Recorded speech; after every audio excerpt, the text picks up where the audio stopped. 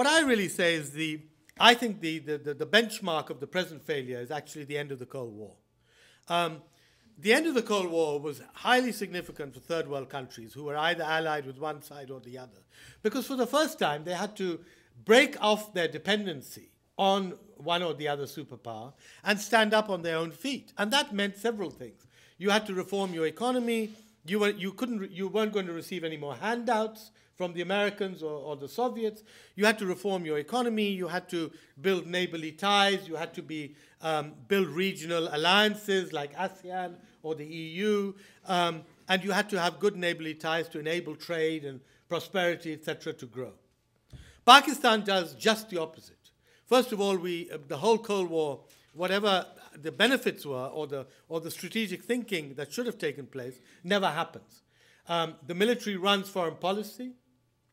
And the military at that time, throughout the 90s, the very period when the whole Clinton message was and the world was making all these dramatic changes, the military was fighting two wars, two covert wars. One war was being fought in Kashmir through Pakistani militants who were fighting the Indians in Kashmir, and the other war was supporting the Taliban.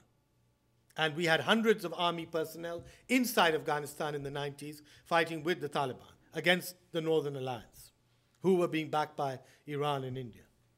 So in the 90s, at this precise moment, there were two covert wars being waged. And obviously there's absolutely no space or time or energy to be given to thinking strategically about how we should develop economically. The military effectively takes about a quarter to a third of the budget.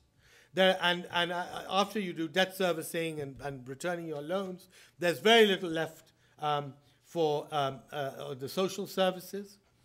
You have a situation now where economic growth is around 2%.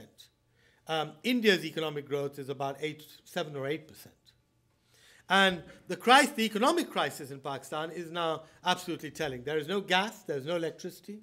I have not had gas in Lahore for 6 months in my house. The whole city of 12 million people. Electricity is off, 18 hours a day.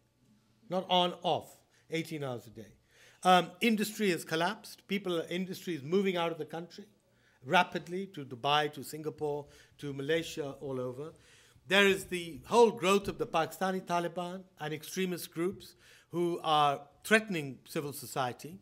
The army has been fighting them, but it seems that they continue to grow and expand.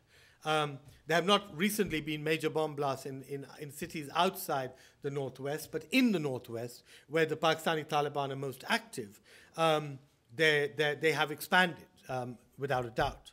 And the real problem now is that many of the militant groups in other parts of Pakistan have joined up with them. So for the first time, we have a prospect of a real nationwide, if you like, extremist terrorist movement. I won't call it a political movement, but a terrorist movement.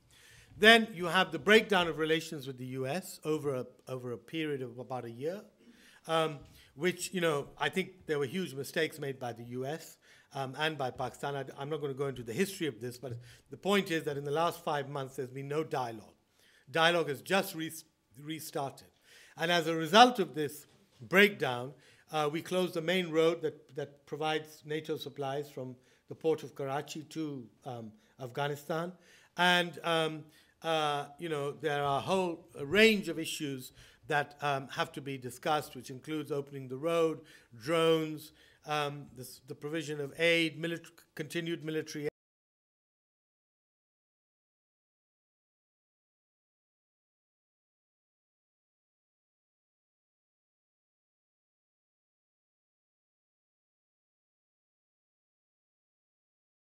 Which is both Islamist and anti-American. And many of the measures being taken by General Kiani, the army chief, are a result of pressure from below rather than kind of strategic thinking which he's doing himself.